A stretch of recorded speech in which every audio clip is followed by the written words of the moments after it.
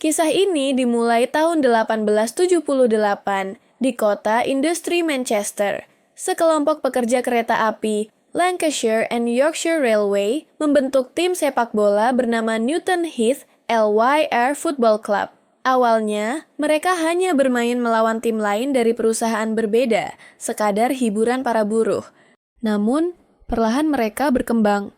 Tahun 1892, Newton Heath masuk ke Football League, meski harus kesulitan bersaing. Masalah finansial menjadi beban berat. Pada tahun 1902, klub nyaris bangkrut. Disinilah titik balik datang. John Henry Davis, seorang pengusaha BIR, memutuskan menyelamatkan klub. Sebagai gantinya, nama Newton Heath diubah menjadi Manchester United Football Club. Sebuah identitas baru lahir, membawa harapan baru. Perubahan nama membawa semangat baru. Tahun 1908, Manchester United meraih gelar liga pertamanya. Setahun kemudian, mereka memenangkan FA Cup 1909. Pada 1910, mereka pindah ke stadion baru yang akan menjadi rumah legendaris, Old Trafford.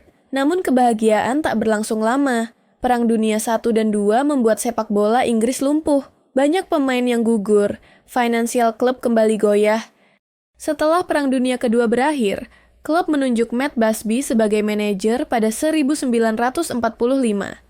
Busby punya visi berbeda. Ia ingin membangun tim dengan talenta muda. Lahirlah sebuah generasi emas yang kemudian dijuluki Busby Babes. Anak-anak muda ini bermain penuh semangat, cepat, dan berani. United menjadi kekuatan dominan di Liga Inggris pada 1950-an. Tak hanya itu, Busby juga memimpin United jadi klub Inggris pertama yang ikut serta di European Cup. Tanggal 6 Februari 1958, pesawat yang membawa tim pulang dari laga European Cup di Beograd harus transit di Munich, Jerman. Ketika hendak lepas landas, pesawat tergelincir dan jatuh. Setelah tragedi Munich 1958, Manchester United berada di titik terendah. Tim hancur, 8 pemain muda meninggal, Matt Busby dalam kondisi kritis, dan banyak yang mengira United tak akan pernah kembali. Di saat inilah muncul bantuan tak terduga dari Spanyol. Presiden Real Madrid saat itu, Santiago Bernabeu, mengulurkan tangan. Bernabeu yang sangat menghormati Matt Busby dan semangat United menawarkan bantuan nyata. Madrid mengadakan pertandingan amal untuk membantu keuangan Manchester United. Tak hanya itu, Real Madrid juga mengundang United untuk berpartisipasi dalam laga persahabatan rutin, memberi mereka panggung agar tetap hidup di sepak bola Eropa. Bahkan, Bernabeu pernah menawarkan bintang besar Madrid, Alfredo Di Stefano, untuk dipinjamkan ke Manchester United agar bisa memperkuat tim yang tengah kehilangan banyak pemain. Meskipun akhirnya transfer itu tidak jadi karena aturan Liga Inggris, niat tulus Madrid dikenang sebagai bentuk solidaritas luar biasa. Dari tragedi Munich, lahir pula persahabatan erat antara dua klub raksasa ini, Manchester United dan Real Madrid. Hubungan itu terjalin hingga kini, sebagai simbol persaudaraan yang lahir dari duka dan tumbuh menjadi rasa hormat mendalam di antara dua legenda sepak bola dunia. Matt Busby menolak menyerah. Perlahan ia membangun kembali tim. Butuh waktu 10 tahun, namun akhirnya pada 1968, Manchester United menorehkan sejarah besar. Dipimpin trio legendaris George Best, Bobby Charlton, dan Dennis Law, United menjuarai European Cup. Mereka menjadi klub Inggris pertama yang menaklukkan Eropa. Kemenangan itu bukan sekadar trofi, tapi juga simbol kebangkitan dari tragedi Munich. Setelah kejayaan 1968, United memasuki masa sulit. Matt Busby pensiun dan klub kehilangan arah. Puncaknya, pada 1974, Manchester United terdegradasi ke Divisi 2. Meski begitu, dukungan supporter tak pernah hilang. Old Trafford tetap penuh meski klub berada di kasta kedua. Mereka segera kembali ke Divisi 1 dan berhasil meraih beberapa piala FA. Namun secara konsistensi, United jauh dari papan atas. Mereka butuh sosok baru untuk membawa klub kembali berjaya. Tahun 1986, seorang pria asal Skotlandia ditunjuk sebagai manajer, Sir Alex Ferguson. Awalnya tidak mudah, bahkan di awal kariernya, Ferguson hampir dipecat.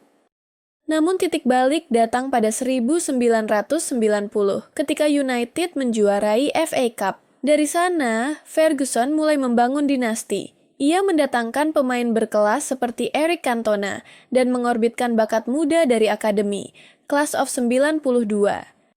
Generasi emas ini terdiri dari Ryan Giggs, Paul Scholes, David Beckham, Gary Neville, Phil Neville, dan Nicky Butt. Bersama pemain berpengalaman seperti Roy Keane dan Eric Cantona, United kembali merajai Inggris. Tahun 1993, United memenangkan Premier League pertama di era modern. Dominasi pun berlanjut.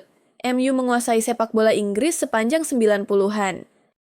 Musim 1998 sampai 1999 jadi momen paling legendaris. United menjuarai Liga Inggris, FA Cup, dan Liga Champions dalam satu musim. Final Liga Champions di Camp Nou jadi kisah ajaib. 2 gol telat Teddy Sheringham dan Ole Gunnar Solskjaer membawa United menang 2-1 atas Bayern München. Ferguson berkata, "Football, bloody hell." United terus berjaya, mendatangkan bintang-bintang baru. Cristiano Ronaldo, 2003, Wayne Rooney, 2004, Rio Ferdinand, Nemanja Vidic, Edwin van der Sar. Puncaknya, pada 2008, United kembali menjuarai Liga Champions, mengalahkan Chelsea lewat adu penalti di Moskow. Hingga akhirnya, tahun 2013, Ferguson pensiun setelah 26 tahun melatih. Dengan 38 trofi, ia meninggalkan Manchester United sebagai salah satu klub terbesar di dunia. Kepergian Ferguson meninggalkan kekosongan besar. David Moyes, 2013 sampai 2014, gagal hanya bertahan kurang dari setahun. Louis van Gaal, 2014 sampai 2016, membawa FA Cup, tapi gaya bermain tak memuaskan. Jose Mourinho, 2016 sampai 2018, berhasil juara Liga Eropa and Carabao Cup, namun penuh konflik. Ole Gunnar Solskjaer, 2018 sampai 2021. Sang legenda membawa semangat, tapi tanpa trofi besar. Erik ten Hag, 2022 sampai membawa Carabao Cup 2023, mencoba membangun kembali identitas. Meski United belum kembali ke puncak seperti era Ferguson, mereka tetap menjadi sorotan dunia, baik di dalam maupun luar lapangan. Setelah masa pasca Ferguson yang panjang dengan banyak percobaan, manajer satu demi satu mencoba, sukses sesaat, harapan yang belum tuntas, keluar dari bayang-bayang sejarah, pada 1 November 2024 Manchester United mengumumkan nama baru di pucuk kepelatihan, Ruben Amorim, pelatih asal Portugal. Amorim datang dengan reputasi sebagai salah satu pelatih muda paling menjanjikan di Eropa. Sebelum ke United, ia memimpin Sporting CP meraih Primera Liga 2 kali, yang salah satunya adalah gelar yang sudah lama dinanti, 19 tahun tidak diraih klub tersebut. Kontroversi pun muncul saat Ruben Amorim ditunjuk sebagai pelatih baru Manchester United. Banyak yang meragukan pengalamannya karena sebelumnya hanya melatih Sporting Lisbon. Media Inggris bahkan mempertanyakan apakah taktiknya mampu bertahan di kerasnya Premier League. Meski begitu, fans tetap menaruh harapan besar agar Amorim bisa membawa era baru di Old Trafford.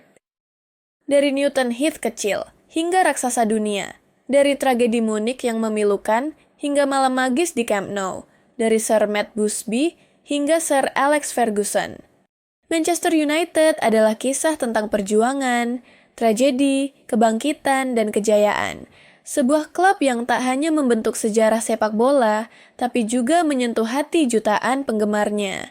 Manchester United, glory, glory Man United.